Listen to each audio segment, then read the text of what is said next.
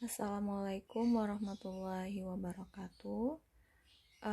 Pada pertemuan kali ini kita akan mempelajari mengenai peramalan keuangan.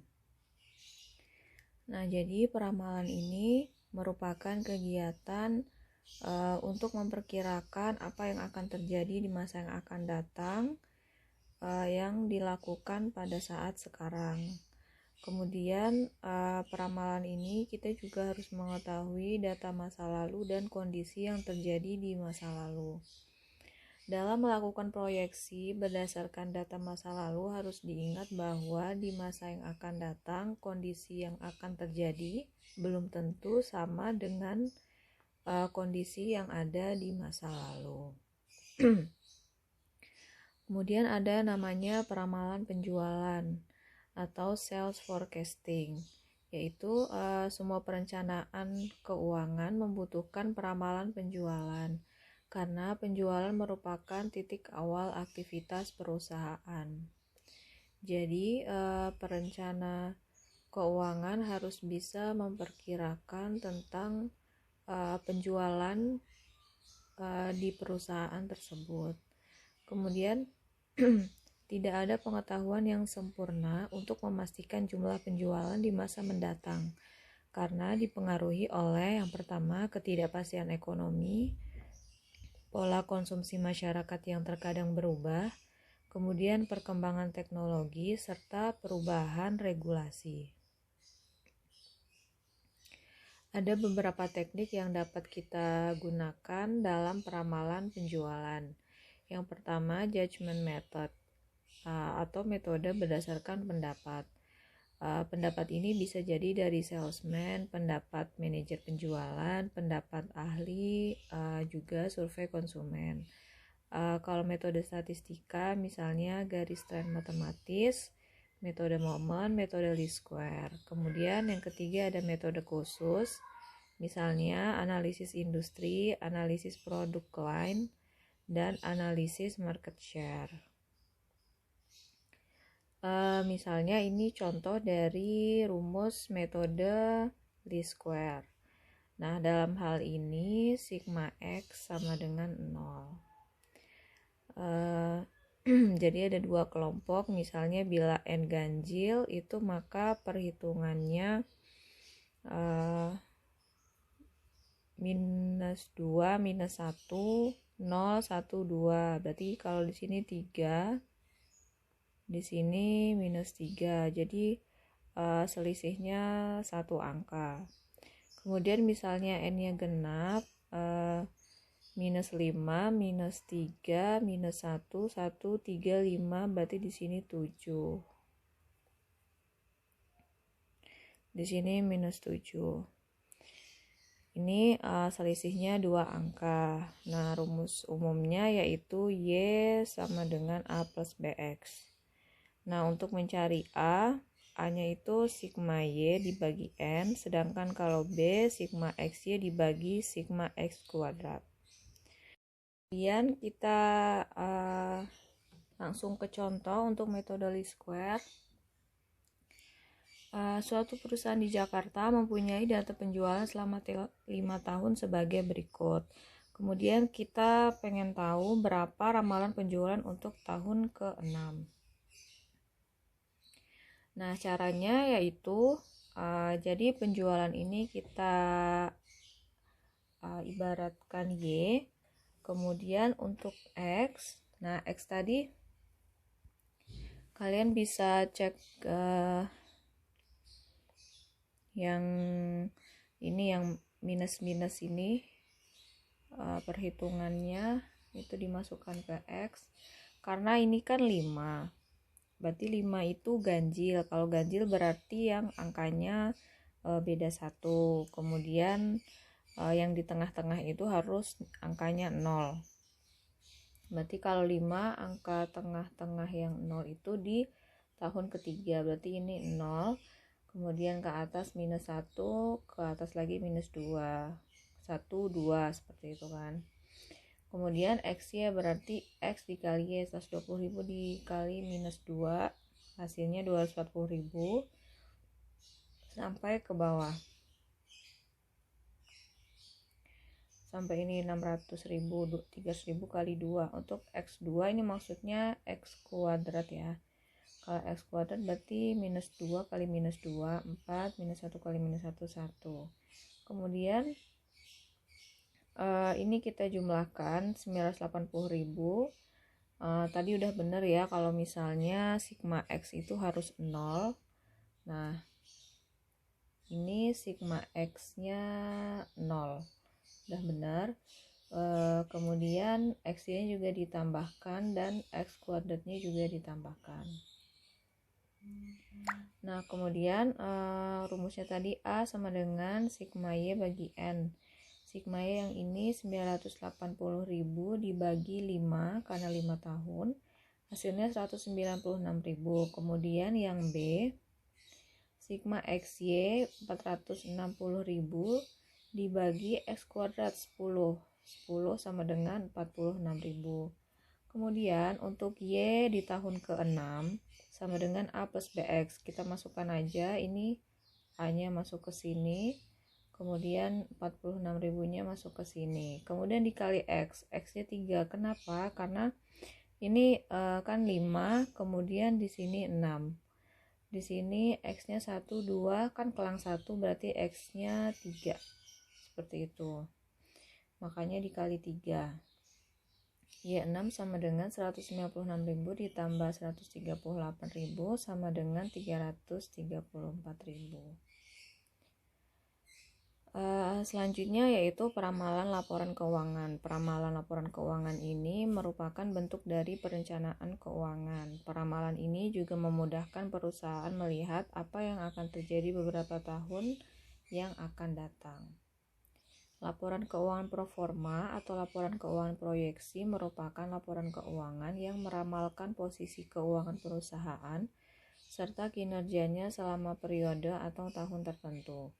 Walaupun laporan keuangan performa pada suatu periode estimasi tidak dapat menunjukkan angka yang sebenarnya, namun merupakan suatu alat yang penting untuk manajer keuangan.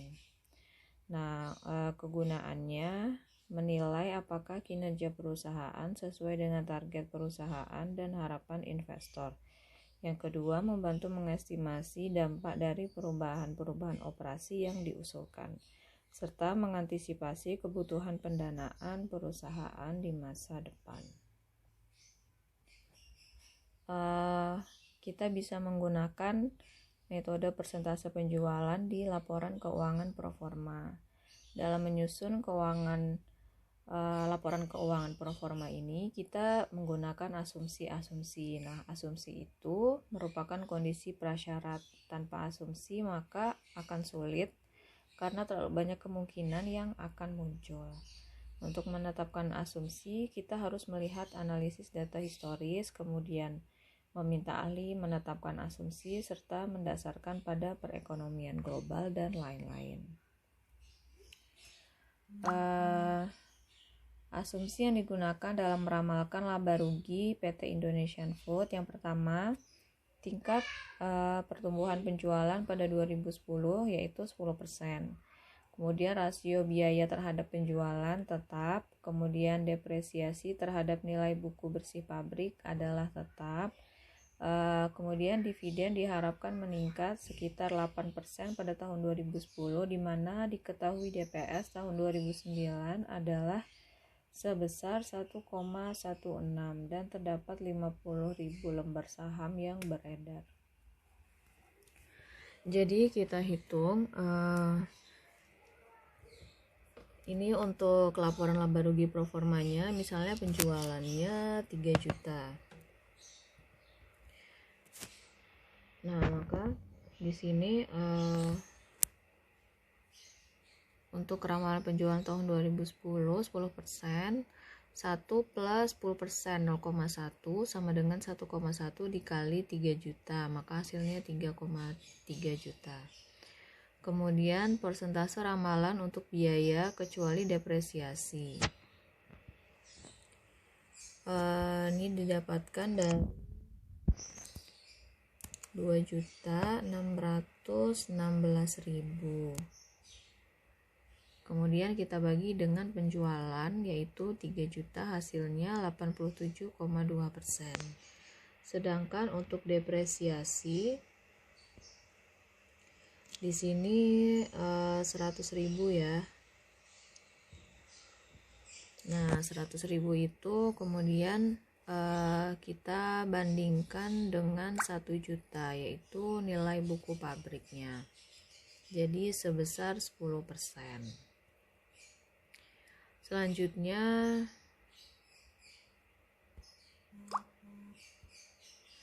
dividen per lembar saham tahun 2009 adalah 1,16 dan dividen ini diharapkan meningkat 8% menjadi 1,2528. Kita dapat dari 1,16 dikali 1,08 karena 1 ditambah 8% jadi 1,08%. Maksudnya 1,08. Karena ada 50.000 lembar saham, maka proyeksi dividen yaitu ini dikali dengan 50.000, hasilnya 62.640. Seperti itu.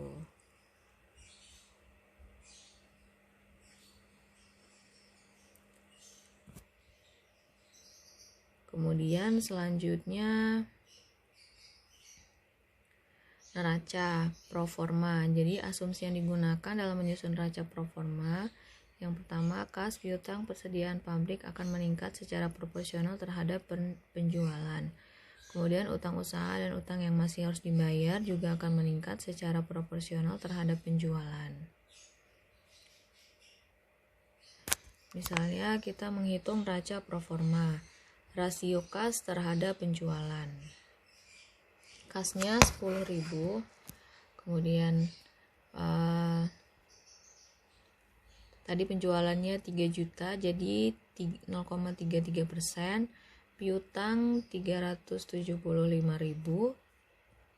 kita bagi juga dengan 3 juta, hasilnya 12,5%, rasio persediaan terhadap penjualan 615.000, kita bagi juga dengan 3 juta, hasilnya 20,5%. Rasio nilai buku pabrik terhadap penjualan, tadi nilai buku pabriknya 1 juta ya.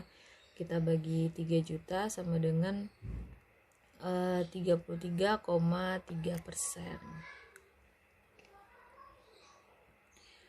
Kemudian rasio utang terhadap penjualan 60.000 dibagi 3 juta. Ini utangnya 60.000 dibagi dengan 3 juta. Kemudian hasilnya yaitu 2%. Utang yang masih harus dibayar terhadap penjualan 140.000 dibagi 3 juta yaitu 4,667.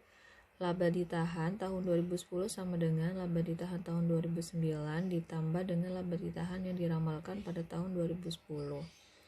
810.000 ditambah 72.000 yaitu 882.000. Nah, tadi dapat 72.000-nya dari sini ya, teman-teman. Jadi ada tambahan laba ditahan dari laporan laba rugi proforma.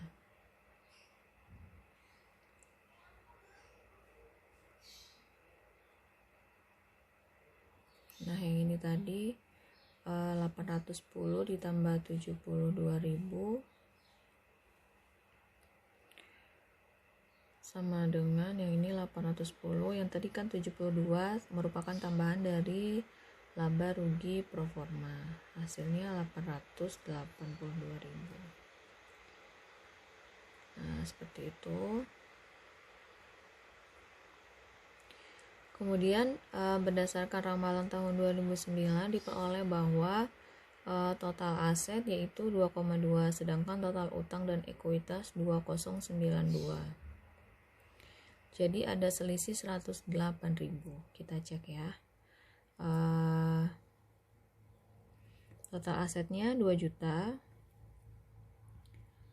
Kemudian untuk utangnya dan ekuitas yaitu 2 juta.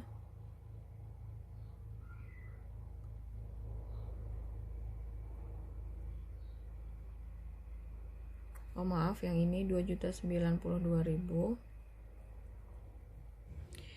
karena ada selisih 2.200.000 dan 2 juta, maaf ya, kita ulang. Jadi tadi ada selisih 2.200.000 dikurangi dengan 2.092.000, hasilnya kan 108.000. Yang ini ya. Nah, 108.000 itu menunjukkan tambahan dana yang dibutuhkan atau AFN, Additional Funds Needed. Nah, manajer keuangan dapat mengambil kebijakan untuk memenuhi dana tersebut. Jadi karena butuh dana sebesar 108.000, jadi manajer keuangan bisa mengambil kebijakan, misalnya diambil dari utang wesel 25%, diambil dari obligasi 25%, saham biasa 50%. Nah, berarti ini kita kalikan aja 25% kali 108.000, 27.000, obligasinya dikali 25% hasilnya 27.000 juga, dan saham biasanya yaitu 54.000. Nah, ini yang tadi 27.000, 27.000 dan 54.000. Sehingga karena ada tambahan dana dari utang wesel, obligasi serta saham biasa, maka untuk neraca pro forma di tahun 2010 menjadi 2.200.000 juga. Tadi kan sebelumnya ramalannya hanya 2.092.000, sehingga kekurangan